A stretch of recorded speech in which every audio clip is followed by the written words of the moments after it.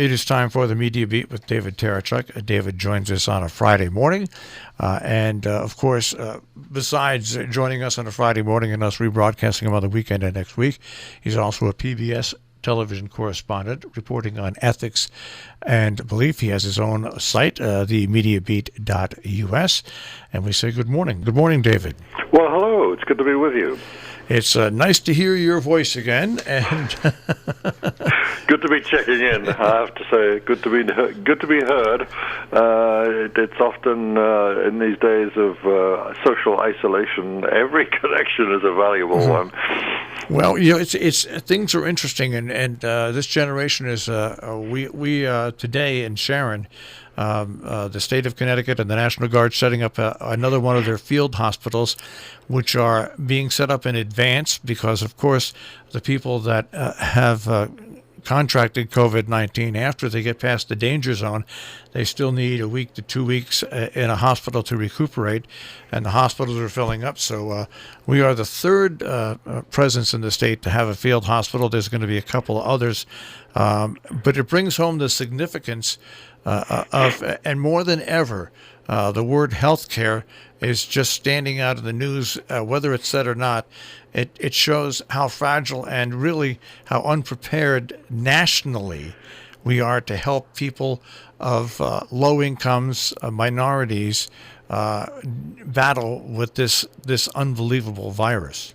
Yeah, absolutely, and the very closeness of it, the nearby locality is one focus to take, and it's true, as you say, nationally, locally, nationally, and also globally. As you know, I have a sort of inbuilt veer towards taking the global view whenever I can, and I think we're at that point in this particular story, is vast stories, is cataclysmic stories, development now to not necessarily react to every single crescendo that might suddenly come, but pay attention to the steady worldwide drumbeat of it all. Take a global view. We're now at the point where, excuse me, we're now at the point where the global numbers of COVID-19 cases are rising fast towards 2 million. Of course, almost 500,000 of that in the United States. And I turn at times like this. Not that there are many times like this. This is an unprecedented assault on the world as a whole.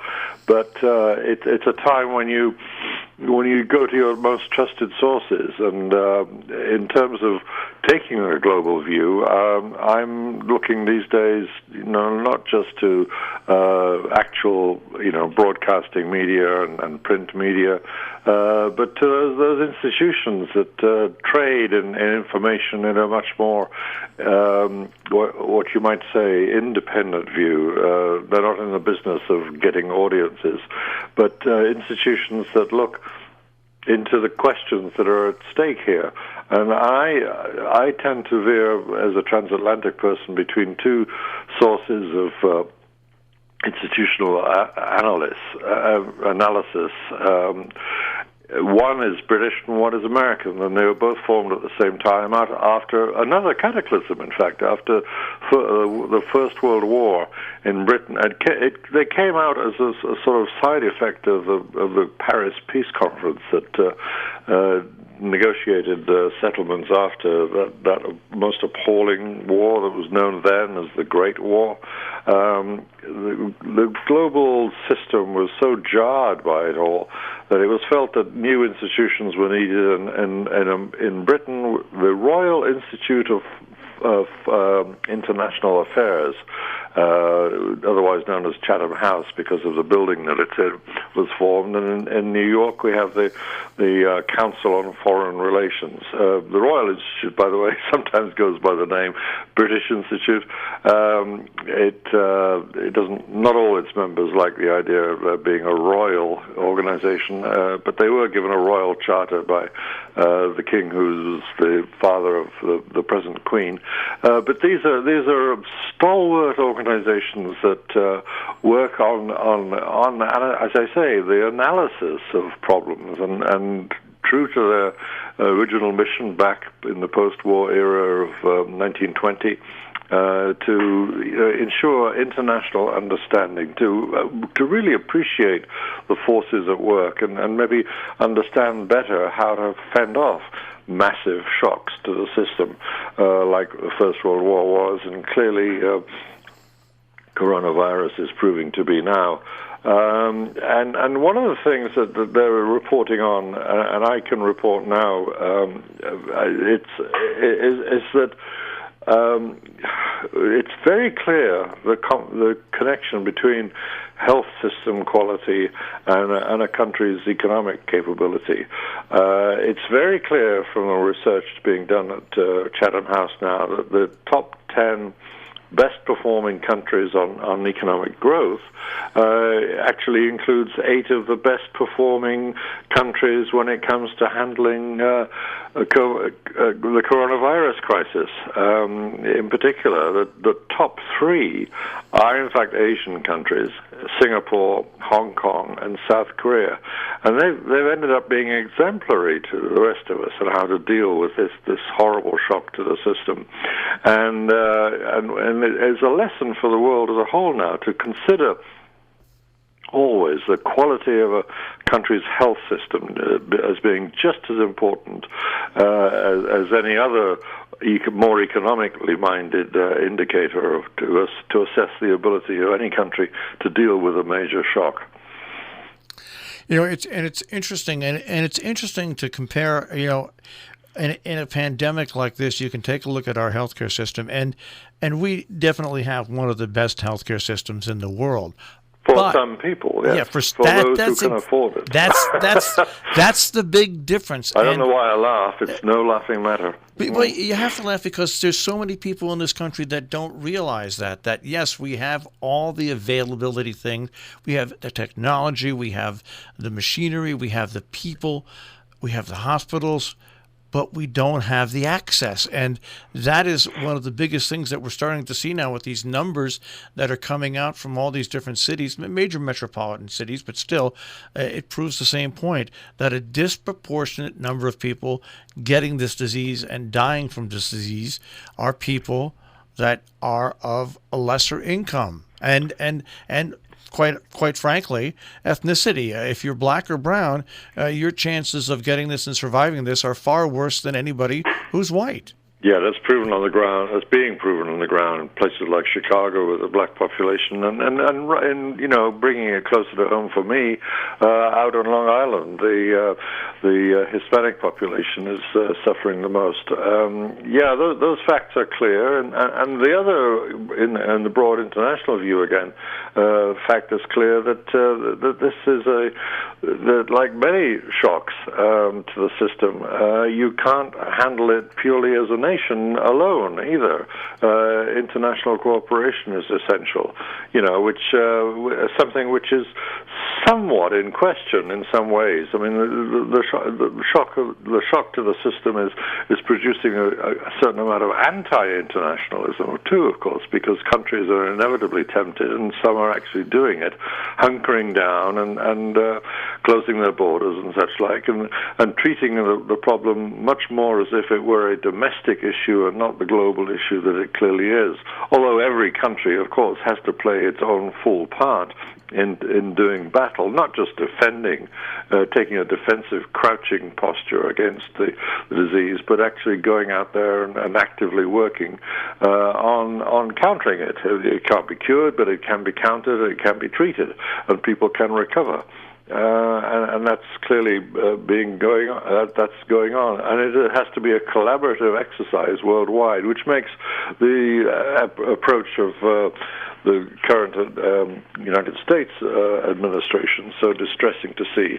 And perhaps we're only talking about the commander-in-chief, because once again he was, if the word is thinking, he was thinking aloud and talking about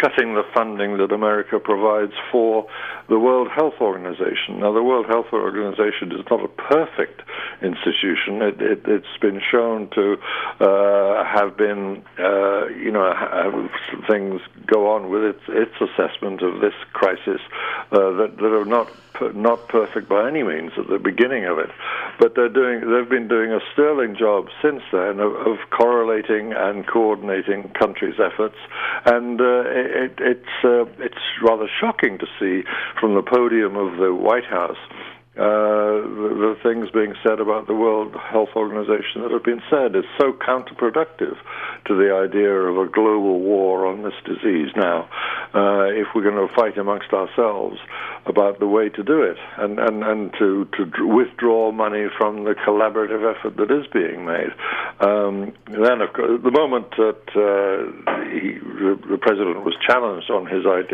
statement, a very clear statement that he was going to cut off the funds, he said, "I'm only thinking about it. I'm not actually doing it yet." And I'm not quoting him directly, of course, but that was the message. I am considering it. It's a possibility, and we've seen this kind of presidential thinking aloud before, and it's grossly inappropriate. But what we have here is the most appalling sort of dark side of people's sense of their place, a country's sense of their place in the world. And what we've ended up now in a horribly personalized form of it, the Director General of the World Health Organization, Dr. Tedros Adhanom, who's from Ethiopia, has been receiving death threats and racist slurs about the word is most often used is Negro, which has a strange resonance in this context. And he, of course, is saying, "Well, this is appalling, but I'm not going to be put off by it." But you can see it as a sort of knock-on effect of the sort of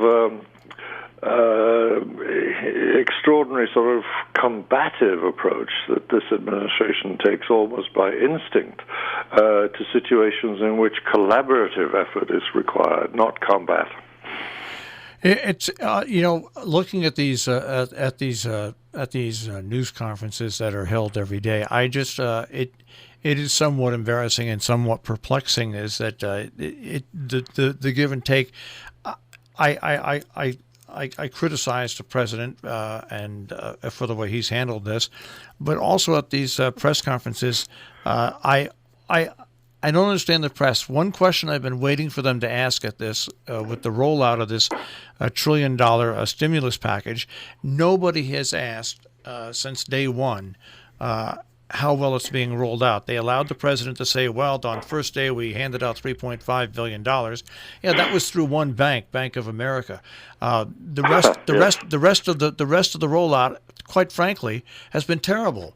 And the loans that are supposed to support small businesses too. I'm thinking initially, and as you say, through the Bank of America for the main issuance of money to taxpayers. By way, I think the basic line is $1,200 per person. But yes, the Small Businesses Administration is in a complete logjam now and can't cope with that. So the administration is asking to be judged by its intentions, not its actual practice. And of course, you're quite right. We should be questioning the effectiveness of their practice.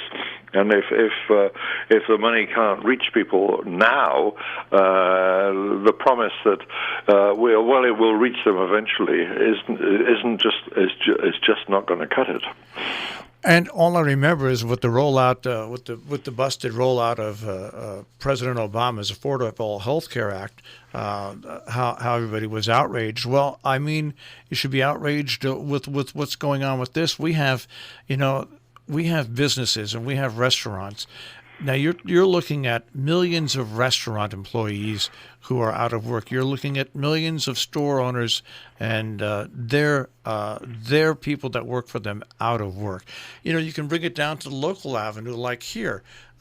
We here have 9 full-time employees at Tri-State Public Communications regarding not only the radio station but our access television station and well, you classically qualify as a small business. I mean, I think the rule of thumb is that if you have under 500 employees, you qualify for this additional help, so-called, that's meant to be coming to you. Yeah. And you certainly do, of course. And we have not furloughed, cut anybody's pay, or we have continued to pay everybody, even though there's a lot of people that aren't working, simply because they need to exist, and we need them around to help rebuild everything when everything finally clears up.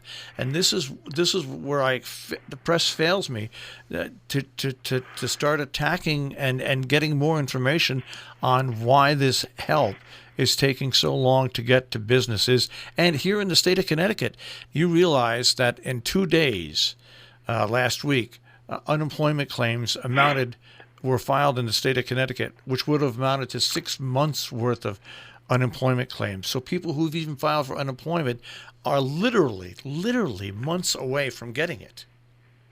Yeah, absolutely. And nationwide, we're now at the figure of 17 million, which is extraordinary since it was down at only at about 6 million 3 weeks ago.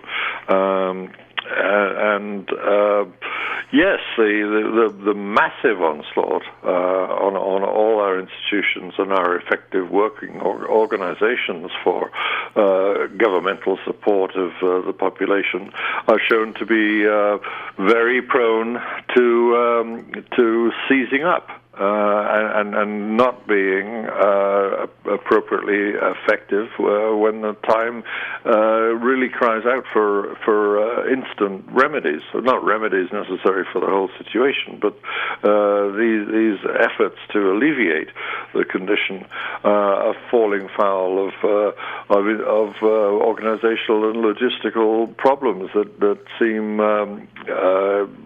inevitable, but they should have been foreseen and should have been forestalled. Well, let's turn on to our good friend Boris Johnson. He's still in the hospital, but he's out of ICU, and that is good news. That's improvement, yes. But his case is interesting. He's not elderly. He's in a fairly robust state of health, generally speaking. But he did display a pattern which is evidently typical of the progress of COVID-19 when it takes a hold of a patient. Is that it can be reasonably not too badly affected initially, but then the condition can take a very serious deteriorating course after a few days, and in his case, after about 10 days, his condition worsened so much that he did have to be hospitalized and put in the ICU and given oxygen, not in that constant form that a ventilator provides, but he was treated with oxygen in the ICU. He was there 2 nights. Very serious condition he was in, but now it seems getting better. So he's on the road to recovery. But as you opened today's session, Marshall, by talking about the ongoing need for care when people have gotten over the worst of COVID-19, as is evident in which will be happening in your field hospital being built in Sharon, that goes for every single patient. And Boris Johnson, as much as anybody else, he's going to have to be taken care of in a very serious manner and determined manner for some time to come. I think the country can expect him to be a non-functioning chief executive for a while, and the Foreign Secretary, Dominic Raab, will have to continue his stand-in role in the Prime Minister's place. It's that's the thing about this disease, and what we've been trying to preach up here is that there have been some people who are upset that other people from other counties and maybe other states are going to be coming in to to get healthy again. And we are trying to plead with people, what if our hospital is full and there wasn't another hospital that you could be sent to as an overflow patient? I mean, there has to be a little humanity that works in with not in our town, please. There has to be that humanity that we're all in this together, and that's the only way that this whole thing's going to come to an end. Well, pandemics and cataclysmic events of all kinds really have that capacity for bringing out great heroism amongst humans, but also the possibility of a dark side. And the tension has been very clear. I was just talking about it on an international level just now, but it obviously operates on local levels too. You can either be collaborative and determined to spread your capacity for help across as many people as possible, whether they're your immediate neighbors or further away neighbors, or you can hunker down and try and pretend that you can get through this on your own in some way, and that you don't need to be connected to the outside world at all in order to make things better. Collaboration seems to be a necessity for human beings when major crises happen, and the unhappy thing about it is that there are whole slews of individuals and sometimes movements based on the idea that no, we're not going to help other people in this crisis. We're only going to take care of ourselves and our own. Now, taking a look at somebody who's been covering lots of different stories for a long period of time, and yes, we've had the SARS, we've had Ebola, we've had other pandemics and bad situations. Take a look at this, and how does this rank, in your view, with world coverage, with media coverage, and with importance? Basically, I think every once in a while the human race comes into a situation where life is never the same after it. Is this one of those cases? I think this was one of those occasions where global change is thoroughgoing and will be lasting. I really do. The economic blow that has been consequent on the medical blow and the epidemiological blow is unparalleled. We're now talking about numbers that exceed what was happening in the Great Depression of the late 20s and early 30s. And I don't think it's possible for the world to be unchanged by this. We may want to go back to things as they were to a large degree when this is all over. But I think that simply can't be true for every single aspect of our lives. I think one thing that is going to come out, and I think it is. I mean, I may be basing this more on hope than knowledge, but that's the way my mind works. I do believe that one of the things that will come out of it is an increased sense, as if it wasn't already appreciated in many parts of the world, just as a matter of course, but increased in those areas where it has been low, the notion that healthcare can somehow be a commodity that can be traded rather than be a right that should be, made universally available, as universally available as an economy can manage to make it. That's the size of it. I think it's going to be that important and that life-changing for all of us. Isn't it amazing how what Bernie Sanders, now that he's dropped out, has said all along, health care is a human right, and he was ridiculed by so many different people for saying that, and now we see how true and important it was that the health care for all the population, because you know what, in a pandemic like this, maybe white healthy people don't have the factor where they're going to pass away or be sicker than people of less income and people of color, but when the people who do all that work for you that have helped you become a very wealthy person can't go to work and work is shut down, you see how Medicare and health for all really does level the playing field. Yeah, access to universal health care, universal access to healthcare, yes, is a human right. That does sound like a radical slogan to some American ears, but clearly the case of coronavirus has demonstrated that it doesn't ring so strangely anymore. Worldwide now, I think there's a unanimity of feeling about that. Well, David, we want you to keep safe and keep reporting and keep following the media, and we'll speak to you again next week. Look forward to that. Take care. David Tereshchuk with the Media Beat here on Robin Hood Radio. You can also find him at themediabeat.us and on demand, robinhoodradio.com. Click on demand, click on David Tereshchuk and the Media Beat.